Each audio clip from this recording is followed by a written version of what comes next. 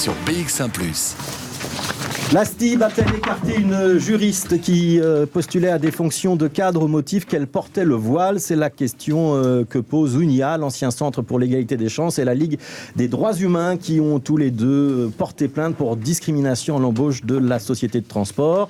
Précision importante, la jeune femme qui postulait à des fonctions d'encadrement n'aurait pas été en contact avec le public. Jean-Jacques Deleu, on va essayer d'y voir plus clair en quelques minutes avec vous et avec votre invité, c'est Pierre-Arnaud Perouty, directeur de la Ligue des droits humains. Bonjour Pierre-Arnaud Perouty. La première question est assez simple. Pourquoi estez-vous en justice contre la STIB ?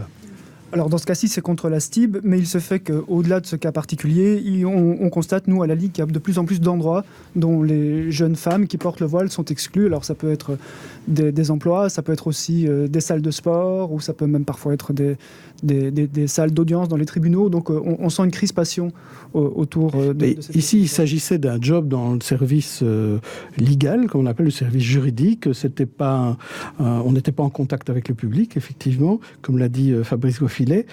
Cette personne s'est présentée 2 fois sous forme de contrat d'intérimaire et elle n'a pas été retenue pour des questions de compétences. Est-ce que la STIB dit cette personne ne disposait pas des compétences pour le job? Alors, est-ce que vous n'êtes pas en train de vous tromper de combat alors que c'est peut-être juste un problème de compétence, c'est pas un problème de discrimination? Oui, mais ça, c'est l'argument de la STIB, évidemment. L'affaire est portée en justice, donc on verra bien si la STIB arrive à convaincre le tribunal avec cet argument. Nous, du dossier qu'on a pu examiner, on a constaté qu'en fait, cette jeune femme est passée par des cabinets de recrutement et que les éléments qui lui ont été donnés dans la justification de refus d'embauche, en fait, touchaient clairement à la question du port du voile. Donc, dans le dossier qu'on a pu examiner, nous considérons qu'il y a des éléments suffisants pour suspecter une discrimination. Et vous savez peut-être que dans la loi, à partir du moment où on peut amener des éléments qui laissent penser qu'il y a eu une discrimination, c'est à l'autre partie, donc en l'occurrence la STIB, de montrer que le refus d'embauche n'est pas lié au port du voile, mais à d'autres éléments. Alors vous soupçonnez la STIB donc de discriminer dans ce cas-là, alors que la STIB c'est quand même le plus gros employeur bruxellois, surtout avec 55% de travailleurs qui ont un nom étranger, parce qu'on ne peut pas faire évidemment de liste chez nous en Belgique, mais si on regarde juste les noms étrangers, 55% des travailleurs portent un nom étranger, d'origine étrangère, et même les 2/3 chez les conducteurs à la STIB. Est-ce que vous ne vous trompez pas de cible ? Alors je ne pense pas. Comme vous dites, la STIB est un gros employeur, si pas le plus gros employeur sur la région bruxelloise, et vous avez très justement dit que c'est les conducteurs, ce qui dit bien qu'en fait il y a extrêmement peu de femmes à la STIB. Donc, la STIB, il y a 34% de femmes. C'est pas les chiffres qu'on a sur l'ensemble, qui datent d'il y a 1 an, c'est vrai, mais bon, peu importe. En tout cas, il est sûr qu'il y a une grosse majorité d'hommes à la STIB. Et donc, ce que vous pensez, c'est qu'il n'y a pas de femmes parce qu'elles ne peuvent pas porter le voile. Alors, je ne dis pas ça. Ce que je constate en tout cas, c'est qu'il y a effectivement une grosse disproportion entre les hommes et les femmes qui travaillent à la STIB. Ça, c'est 1.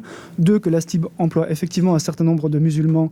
Donc, ce n'est pas tellement ça qui paraît poser le problème. Et c'est bien ce qui justifie notre intervention aujourd'hui, c'est que nous pensons que cette femme, comme d'autres femmes dans d'autres contextes, est discriminée à la fois parce qu'elle est femme et parce qu'elle est musulmane. Et c'est la conjonction de ces 2 éléments qui font qu'on parle de discrimination intersectionnelle, mais qui fait que les femmes aujourd'hui, voilées en particulier, ont du mal à trouver un emploi, un logement ou un abonnement dans une salle de sport. Mais est-ce qu'on ne fait pas finalement du foulard un élément qui devient l'élément phare pour engager quelqu'un, oui ou non? Est-ce que ça ne prend pas le pas sur tous les autres critères qui existent? Non, bien sûr, il n'y a aucune obligation d'engager quelqu'un. On ne va jamais obliger à engager quelqu'un qui porte le voile. La question, c'est de ne pas refuser d'engager quelqu'un parce qu'elle porte le voile. Et donc la question qui est derrière, c'est est-ce qu'il est acceptable, souhaitable, qu'une société comme la STIB engage des gens qui ne sont pas en contact avec le public et qui portent le voile. Et de notre point de vue, ça ne pose aucun problème à partir du moment où les gens font bien leur boulot et sont tout à fait neutres dans la manière d'effectuer leur boulot. Autrement dit, c'est pas parce qu'elle porte le voile